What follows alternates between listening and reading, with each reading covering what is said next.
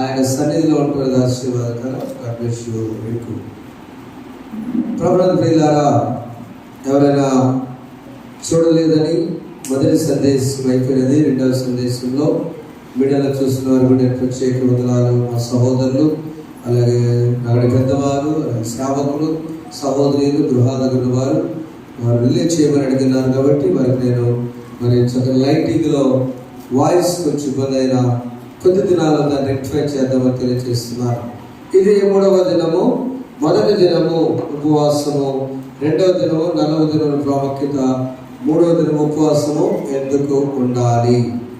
ఈ మాట ధ్యానం చేసేటప్పుడు ఉపవాసపు వారంలో మనం ఉన్నప్పుడు ఉపవాసం ఎందుకు ఉండాలి, రేపే ఉపవాసం వల్ల ప్రయోజనం అదేనా ఉపయోగాలు, ఉపవాసం ఎందుకు ఉండాలి అనే మాట ధ్యానం చేయడానికి పరిశుద్ధ మత్తయి రాసిన సువార్త చదవండి 6వ అధ్యాయంలో మనం చెప్పిన మాట 6వ, నీవు ప్రార్థన చేయనప్పుడు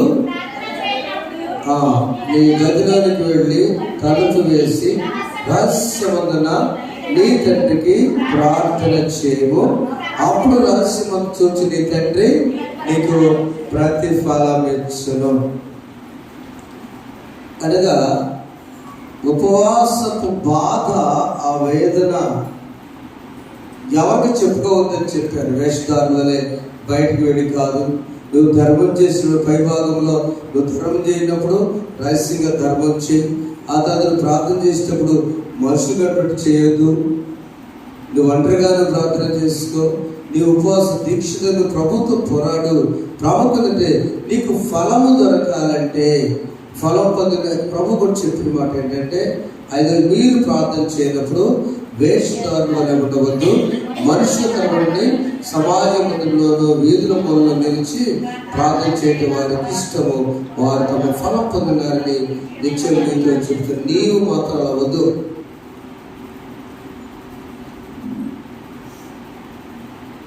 పరలోక ప్రార్థన చెప్పడానికి ముందు, ప్రభు ప్రార్థన నేర్పడానికి ముందు ప్రభు సిద్ధపరచాలి. మీరు ప్రభు ప్రార్థన చెప్పుకోవడానికి ముందు ఇక్కడ నుంచి 10:9 నుంచి పరలోకమందున్న మా తండ్రి నీ నామం పరిశుద్ధపరచబడును కాక, నీ రాజ్యం మాకు వచ్చు కాక. మాకుందా దిట్టగా చెబుతారు పాస్టర్ గారిని, సీనియర్ మోస్ట్ మనకి క్షమించడం బైబిల్ ప్రకారం ఏంటంటే చదవాలి. ఈరోజు అంశంలో ఉపవాసం ఎందుకు ఉండాలి, రహస్యమందు తలుపు వేసుకుని ప్రార్థన చేస్తే ఏమరిగింది. రాజుల గ్రంథము 4వ అధ్యాయంలో ఒక కుటుంబం తలుపు వేసుకుని ప్రార్థన చేశారు. రాజుల గ్రంథం మొదటి గ్రంథం 4వ అధ్యాయము, 2వ గ్రంథం 4వ అధ్యాయంలో దేవుని సేవకునికి సహాయపడిన ఎలీషా అనేటువంటి దైవజనుడికి సహాయపడిన యవనస్తున్నటువంటి ఒక శిష్యుడు మరణించాడు. అక్కడ మరణించినప్పుడు తన భార్య బిడ్డలను ఒక్కరిస్తున్నారు. తన భార్య ఆ సమస్య ఎందుకు వచ్చిందో తలుపు వేసుకుని ప్రార్థన చేయమని యేసు ప్రభు చెప్పారంటే, తలుపు వేసుకుని ప్రార్థన చేసే లాభం ఏంటో చూద్దాం. ఎప్పుడైతే భార్య, ఒక భక్తిపరుడు ఒక ఆయన చనిపోయాడు, చాలా భక్తిపరుడు ఆయన. భార్య చెబుతుంది ఆ మాట, మొదలు చదువున్నాను. ప్రవక్తల శిష్యులలో ఒకని భార్య, నీ దాసుని నా పెరిమిటి చనిపోయాను, అతడు యెహోవా యందు భక్తి గలవాడేంటిదని. ఏమండి, నా యజమాని ఎటువంటి తెలుసు ఓ దైవజనుడా. అప్పులు వచ్చి ఆ రోజుల్లో అప్పులు వాళ్ళ మొక్కలు తీసుకెళ్ళారు, తెరిపించేవాడు. మన పిల్లలు అన్ని దుబాయ్ పంపినాడు. దుబాయ్ నోట్ ఫీల్ దుబాయ్ వాళ్ళు కూడా చూస్తున్నారు వదన. ఆ రోజులు అట్లనే కదా, దుబాయ్ వాళ్ళు అన్నీ కూడా చూస్తున్నారు. Shyam thank you. ఉదాహరణ అలా తీసుకుని వెళ్ళేవాడు. అలా తీసుకుని వెళ్తుంటే అప్పుడు ఆ భార్య ఇక అప్పులో వచ్చి ఇద్దరు కొడుకుని తీసుకుంటే నేనేం కావాలి, ఇదా నా యజమానుడు నాకు ఇచ్చిపోయిందని వెళితే, దైవమ్మా నువ్వేం కోరుతున్నావు అంటే సమస్య చెప్పినప్పుడు దైవజనం సలహా ఇచ్చాడు. అది చెప్పి మనం ముందుకు సాగు. దైవజనం చెప్పంటే అప్పుడు 4వ వచనం, నీవు నీ ఇంటిలోకి వచ్చి నీవును నీ కుమారులను లోపల నుండి తలుపు మూసి ఆ పాత్రను నూనె పోసి ఇంటిన ఒక తట్టు ఆమెతో సెలవీయగా ఆమె అతని దగ్గర నుండి పోయి తాను తమ లోపల నుండి తలుపు మూసి కుమారుడికి ఇచ్చిన పాత్రలో ఉపవాసం ఎందుకు చేయాలంటే నీవు నీ బిడ్డలతో కలిసి ప్రార్థన చేసుకోవాలి, ఫ్యామిలీ ప్రేయర్ చేసుకోవాలి. నీ కుటుంబ ప్రార్థన 40 దినాల్లో ఎప్పుడు చేసుకోవాలి సార్? ప్రార్థన చెడగా చేసుకోండి, ప్రార్థన చెల్లిలోపై మనసును నమ్మకం చేసుకోండి. ఏదైనా తగాదున్నా, అప్పులు అయినా, బాధ అయినా, డాక్టర్ డబ్బులు మాట్లాడుకోకండి. ఇంటికి ఉదయానికి తగాదు తలుపు వేసుకుని ఇంటికి వెళ్ళి ఆ దైవజనుడు చెప్పినట్లుగా ఆ భార్య శిష్యుని భార్య 2 కొడుకులు తలుపు మూసుకొని చేయలేదు ప్రార్థన. అదే కదా, నమ్మారు, ప్రార్థన చేశారు. ఖాళీ చెట్లు ఏందమ్మా తెమ్మంటారు అంటే దైవజనుడు చెప్పాడయ్యా. ఆ పాత్రలన్నీ అక్కడ పెట్టన్నారు. పెట్టేసరి నూనె అంతా కూడా పోస్తూనే ఉన్నారు. ఆ నూనె ఎవరి నూనె? వారి నూనె. నీ దగ్గర ఏముందమ్మా? ఆమెకు ఎందుకో గమకం గుర్తుకొచ్చింది. నీ దగ్గర ఏముందంటే నూనె తప్ప పిండి కొళ్ళు. నీ దగ్గర ఏమున్నది? ఎంత విశ్వాసం ఉన్నది 40 దినాల్లో. ఆ విశ్వాసపు నూనె నీవు నీ కుమారులు పెట్టుకుని పాత్రలలో పోసినప్పుడు నిండుగానే దేవుని స్తోత్రం ఏం జరిగిందో ఉపవాసము, కుటుంబ ప్రార్థన. రెండవది ఉపవాసము మహోన్నతుని చాట. మా సహోదరు చదివించారు కదా, మహోన్నతుని చాట నివసించువాడే సర్వశక్తి నీడను విశ్రమించువాడు. మహోన్నతుడా నీ కృపలో నేను నివసించుట నా జీవిత గురువారిన జీవితాలను చివరింపజేయగలవు నీవు. మారా అనుభవం మధురముగా మార్చగలవు నీవు. మారా అనుభవం మధురముగా మార్చగలవు నీవు. మహోన్నతుడా నీ కృపలో నేను నివసించుట నా జీవిత కొడుకులు పెట్టుకొని మారా చేదు జీవితం మధురగా మార్చలేదా దేవుడు? రహస్యమందున్న తండ్రి నిన్ను చూస్తాడు. రెండవదిగా ఎప్పుడంటే 91 కీర్తన 14వ వచనంలో అతడు నన్ను ప్రేమించుతున్నాడు కనుక నేను అతన్ని తప్పించను. ఈ ఉపవాసపు దీక్షలో ఎవరైతే దేవుని ప్రేమిస్తున్నారో వారు దేవుడు తప్పిస్తాడు. ఎలాంటి పరిస్థితులు 7వ వచనం చదవండి. నీ ప్రక్కన 1000 మంది పడినను, నీ కుడి ప్రక్కన 10,000 మంది కూలినను, కాలినను కూలినను ఏ అపాయము గ్యాదర్ 1000 మంది అయినా 10,000 మంది ఎప్పుడు వస్తారంటే యుద్ధం అయితే వస్తారు. యుద్ధంలో 1000 మంది ఉంటారు. ఆ యుద్ధంలో 1000 మంది ఉన్నప్పుడు విజయం ఇచ్చేవాడు ఆయన. ఉపవాసం ఎందుకంటే నీకు విజయము కలుగు చేయటం. చెప్పండి, నీకు విజయం. మొదటేమో నువ్వు కుటుంబంతో కలిసి ప్రార్థన ద్వారా పొందుకోవడానికి సమస్య పరిష్కారం. రెండవది ఉపవాసం ఎందుకంటే విజయం కలుగు చేయడం. న్యాయాధిపతుల గ్రంథం 20వ అధ్యాయము 26వ వచనంలో వీరందరూ కూడా ఉపవాసం ఉన్నారు. ఒక్క నిమిషం చదువుతున్న ముందు తల్లి ఒక్క నిమిషం ఎవరి న్యాయాధిపతులను చూద్దాం. ఒక్క నిమిషం నా వైపు చూడండి. ఇశ్రాయేలీలు ఎవరంటే అసలు ఇశ్రాయేలీలు ఎవరో నాకు ఇంటర్మీడియట్ అయిపోయిందా కూడా అర్థం కాదు. లాస్ట్ గారు అబ్బాయి డ్రమ్ము కొడతా, అప్పుడు క్యాషియర్ ఏదైనా డ్రమ్ము కొట్టేవాడు. ఎవరు అసలు ఇశ్రాయేల్ పద్దాకలు అంటారు నాన్న అనుకుంటారు. ఇట్లా చాలా మందికి సమస్య. ఎవరు ఇశ్రాయేల్ చెప్పండి? ఎవరా? యాకోబు. అది యాకోబు ఇశ్రాయేల్. దేవుడు అబ్రాహాముకు మాట ఇచ్చాడు, నా సహోదరు ప్రార్థనలో వ్యక్తపరిచాడు.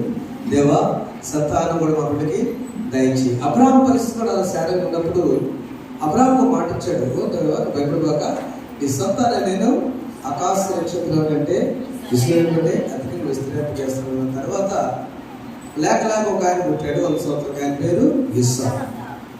ఇస్సాకు ఎంతమంది పిల్లలు? 2 పేర్లు. ఏం పేరు? ఏశావు, యాకోబు. అంతేగా. ఆ ఏశావు ఎందుకు చెప్పుకుంటున్నదంటే ఏశావు కాంప్రమైజ్ లైఫ్ జీవించాడు, రాజీ జీవితం జీవించాడు, ఏ వదలని జీవించాడు. అందుకని ఏశావు పేరు చెప్పుకున్న బ్రహ్మదేవ, ఇస్సాకు దేవ, యాకోబు దేవ. మళ్ళీ యాకోబుకి ఎంతమంది సంతానం? 12 మొక్కల్లో ఒక దీన. వారిలో చిన్నవాడు బెన్యామీను. ఆ చిన్నవాడు కూడా కొద్ది పై అయిన యోసేపు. ఏమైందంటే వీరంతా కూడా యోసేపు ద్వారా ఐగుప్తు వెళ్ళారని మనకు తెలుసు. అక్కడ సెటిల్ అయిపోయారు. ఆ సెటిల్ అయిన తర్వాత బయటకు వచ్చినప్పుడు ఐగుప్తు నుంచి వచ్చిన తర్వాత ఈ బెన్యామీన్ బ్యాచ్ మిగతా 11 గోత్రాలతో తగాదు పడుతున్నారు. 11 మంది ఒకటే అయ్యారు. బెన్యామీన్ గోత్రం ఒకటే అయ్యారు. పాకిస్తాన్ లాగా అనుకున్నాం. ఉదాహరణ, మా ఫ్రెండ్ ఉన్నాడు పాకిస్తాన్, నవీన్ బ్రదర్. రమ్మన్నాడు కానీ భయపడ్డా. పాకిస్తాన్ ఎక్కడ వెళ్తాం, కష్టం కదా వేసి. ఆయన జెండా ఇచ్చాడు. ఆ సూట్ కేసులో హాస్పిటల్లో చూసాను. పొరపాటును దొరికితే గారు ఇంటికి వెళ్ళమన్నారు. మా అమ్మ అని చెప్పి దాన్ని జాగ్రత్త చుట్టూ పెట్టారు. సూట్ కేసు క్యాన్ తీస్తాను. నువ్వు టెర్రరిస్ట్ ముందు తేలేసరికి 2 ఏళ్ళు పెట్టిందంట జైల్లో. దండ పెడతారని అలాంటి బెన్యామీన్ గోత్రం. వీళ్ళు ఏం చేస్తున్నారంటే పాకిస్తాన్ వందే, భారతదేశం టెస్ట్ ఒకటి. బెన్యామీన్ గోత్రం కూడా అలాంటిదే. చిన్నవాడైనా కూడా యుద్ధం చేస్తున్నారు. న్యాయాధిపతి గ్రంథంలో ఈ ఇశ్రాయేలు 22,000 మందిని చిన్నవాడు చంపారండి. చిన్న గోత్రం బెన్యామీన్ గోత్రం. ఈ ఇశ్రాయేల్ అన్నదమ్ముల కుటుంబాలు మొత్తం 22,000 మంది చంపారు. అప్పుడు వీళ్ళు ఏం చేశారంటే ఉపవాసం ఉండి 26 చదువుతున్నాను.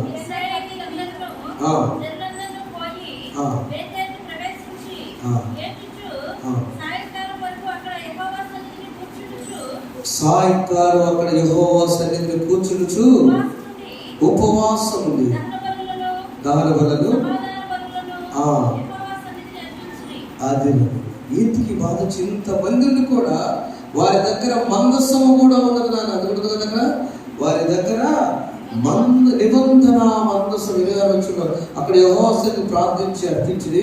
ఆ దినంలో యెహోవా నిబంధన మనస్సును దేవుని మరిచినప్పుడు క్షమించమని, అయ్యా చిన్నవాడు మమ్మల్ని చంపుతున్నారు, 22,000 మందిని చంపారు అని ఉపవాసం ప్రార్థన చేసే. మొదటి రోజు యుద్ధం అది. 2వ రోజు యుద్ధంలో కొద్ది మంది చనిపోయారు. వాళ్ళు 30 మంది చనిపోయారు. 29వ వచనంలో మీరు చూస్తే 30 మంది చనిపోయారు. 3వ రోజున 46వ వచనంలో ఇక మనవాడు దేవుని శక్తి వచ్చింది, ఉపవాస ఫలం వచ్చింది. ఇక ఎంత 25,000 మందిని 46వ వచనంలో ఆ దినమున పడిపోయిన వారందరూ కత్తిదీయు 25,000 మంది వీరందరూ కూడా పరాక్రమవంతులు ఇశ్రాయేలు చంపివేశారు. అంతే. ప్రియమైన దేవుని బిడ్డలారా, మనకే యుద్ధాలు అనుకోవచ్చు. కుటుంబంలో యుద్ధం, పనిచేసే దగ్గర యుద్ధం, మానసిక యుద్ధాలు, ఆత్మపరమైన యుద్ధాలు. యుద్ధం అందుకు ఉపవాసం ఉండాలి, నిబంధన మనస్సు ఉండాలి. దేవుని వాక్యం కలిగి ఉన్నప్పుడు ఎలాంటి కన్ఫ్లిక్షన్, సంఘర్షణ, వేదన లేక నేనే తట్టుకోలేకపోతున్నాను. ఎర్రసముద్రం యుద్ధం కదా, దాన్ని దాటాలంటే కష్టం కదా. అవునా? ఈ రోజున డైజీ, నాన్సీ, రింకు నేను అభినందిస్తున్నాను. వాళ్ళ నాయనమ్మ నిన్న రమేష్ గారితో చక్కకున్నారు. ఇప్పుడు నాయనమ్మ ఎక్కడుందరా? She in hospital Vijayawada. నేను సాక్ష్యం పడుతున్నాడు గురించి. వీళ్ళు ఏం చేయగలరా? ప్రార్థన కొడితే ఏం చేయలేదు. రేపు హార్ట్ ఆపరేషన్ అప్రూవల్ కోసం చూస్తుంది. God bless you. నాన్నకేం కాదు, నాన్నగారు కూడా ఏం కాదు. ఈరోజు సందేశం డాడీదే. ఏం కాదు. యుద్ధం ఎవరిది? యుద్ధము యెహోవాదే, యుద్ధము యెహోవాదే, యుద్ధము యెహోవాదే, యుద్ధము యెహోవా. ఎవరు లేరు మనకి. రాజులు మనకెవ్వరు లేరు, శూరులు మనకెవ్వరు లేరు, రాజు శూరులు మనకెవ్వరు లేరు, సైన్యములకు అధిపతి అయిన యెహోవా మన అండ, యుద్ధము యెహోవాదే, యుద్ధము బ్రదర్. నీకు ఏ రకమైన యుద్ధము అనేటువంటిది, అనారోగ్యమో, ఆర్థికమో, కుటుంబంలో ఏదున్నా కూడా ఉపవాసం ఉండి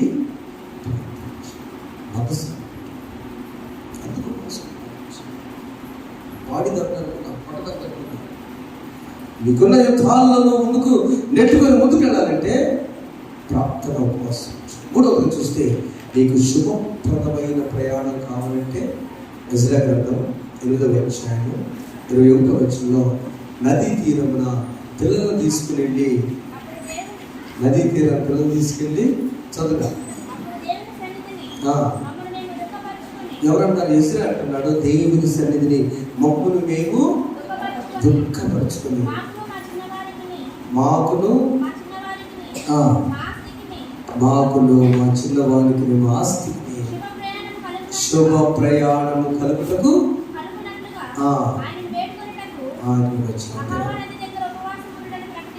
ఆమేన్. తర్వాత ప్రజలను చదువుకుంటారా? నీకు నీ పిల్లలకు నేను కలిగిన ఆస్తికి శుభప్రదము జరగాలంటే ఉపవాసం. బైబిల్లో 3 కంచెలు ఉన్నాయి. మొదటి నీకు కంచె ఉండాలి, నెంబర్ 2 నీ ఇంటికి కంచె ఉండాలి, నెంబర్ 3 కలిగిన అంతటి కూడా కంచె ఉండాలి. దేవుని గ్రంథానికి దేవుడు నీకును నీ ఇంటికి నీ కలిగినంతటి ఇవన్నీ బాగుండాలంటే నీ బిడ్డలు తీసుకుని నదీ తీరంలో ఉపవాసం నుండి ప్రార్థన, శుభప్రదమైన ప్రయాణం, లైఫ్ హ్యాపీగా జర్నీగా సాగాలంటే దానికి ముందుగా నీ బిడ్డల మంచి అడ్మిషన్లో చిన్న ఉపవాసాన్ని ప్రార్థన చేయడం. నేను ఎదినాన మంచి నాయకుడు, ఎమ్మెల్యే గారి పిఏ మ్యారేజ్ కుదిరింది, అన్ని అరేంజ్మెంట్స్ జరుగుతాయి. వాళ్ళ మాకెందుకయ్యా అట్లా, మేము ప్రార్థన ఉపవాసం నుండి ప్రార్థన చేసుకున్నాం. రెండే చెప్పడం ఒకసారి అధికారులు ఉండవచ్చేమో, కానీ శుభప్రదమైన శుభకార్యము జరగకముందు నా బిడ్డకు ఎప్పటి నుంచో నేను మొరపెడుతుంటే కోర్టులు కట్నాలు అవి నాకు అక్కర్లేదు, కానీ ప్రార్థన చేసే బిడ్డ, ప్రసంగం చేసే బిడ్డ, 40 దినాలు ప్రసంగం చేసే బిడ్డని కొడగా నాకు ఇచ్చాడయ్యా. దేవుని స్తోత్రం. ఆమేన్. శుభప్రదమైన ప్రయాణం, ద లైఫ్ జర్నీ ఈ to you and your family ఉండాలంటే గో హెడ్, ముందుకెళ్ళాలంటే బీ ఫాస్ట్. దేవునిలో ఉపవాసం ఉండి ప్రార్థన, మనకు బాధలు వచ్చినప్పుడు ప్రార్థన, శుభ ప్రయాణం జరగాలంటే కూడా ప్రార్థన. ఏ ప్రార్థన? ఎక్కడ? నదీ తీరమున నీళ్లు కుమ్మరించుకొని ప్రార్థన చేయాలి. బావు దగ్గర కూడా మన ఇశ్రాయేలులో నీళ్లు కుమ్మరించుకోలేదా? మిస్పా దగ్గర, అవునా? సమయం చదవక్కర్లేదు. మన ఇశ్రాయేలందరూ కూడా అండి, మేము పాపాత్ములను కూడా వారు ప్రసవం మొదటి తీయడం తీస్తే 7వ అధ్యాయంలో 6వ వచనంలో వారందరూ అయ్యా ఆ నది దగ్గర, బావి దగ్గర ఆ నీళ్లు కుమ్మరించుకున్నప్పుడు కూడుకుని నీళ్లు చేరి కుమ్మరించి ఆ దినం ఉపవాసం ఉండి ఎక్కువ దృష్టి మేము పాపాత్ములమని ప్రార్థన చేస్తాం. మనం ఎప్పుడు చెయ్యం. నేను పర్ఫెక్ట్ స్పీకర్ని, నేను మంచి సింగర్ని, నేను మంచి ప్రార్థనాపరులను, నాకే భయం లేకపోవచ్చు, నేను వాళ్ళకంటలా మేము పాపాత్ములమని ఉపవాసం నుండి ప్రార్థన చేశాను.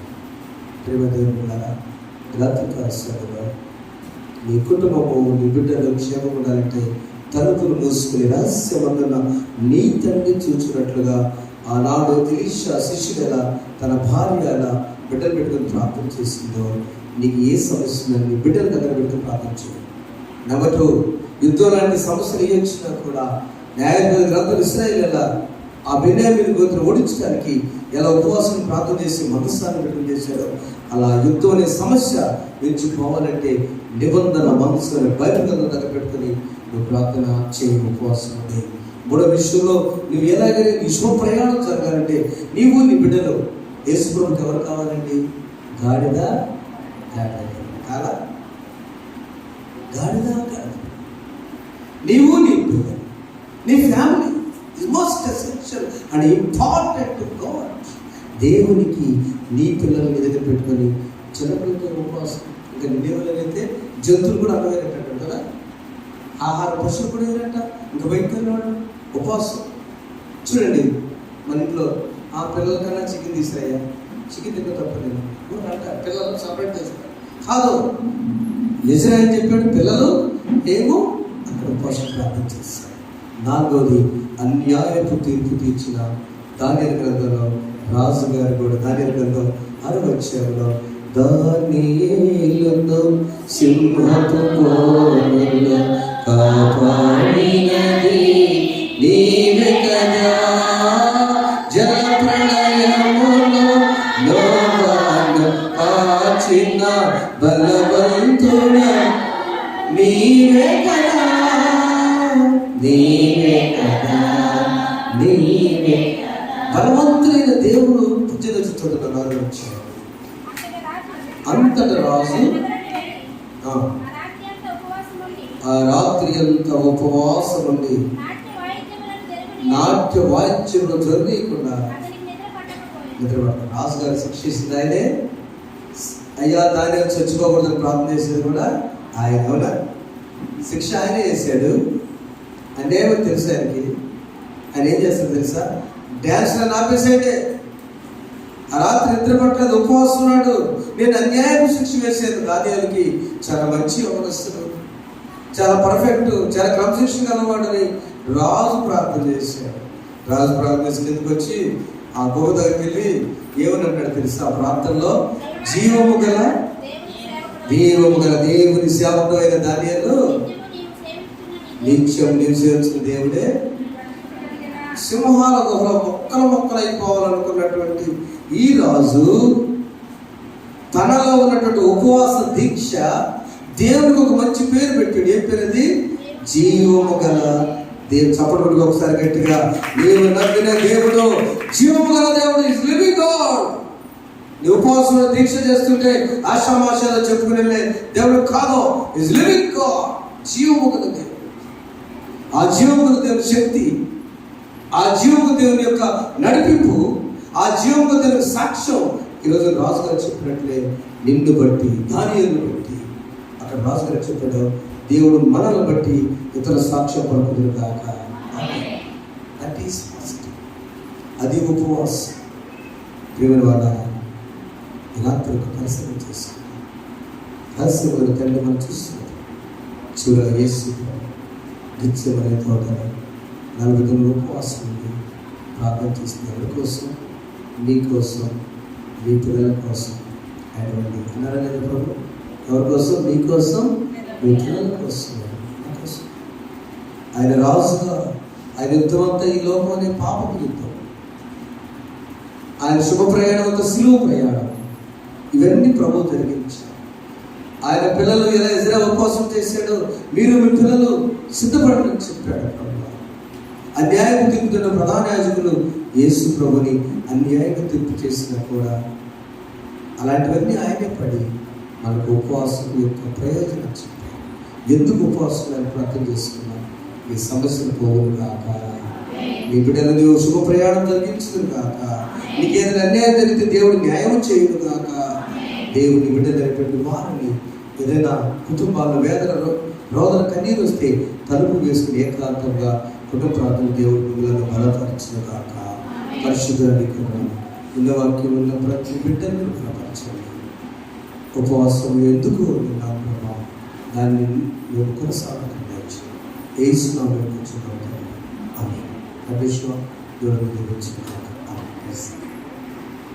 శుక్రవారం కనుక అట్లా అర్పించుకుందాం.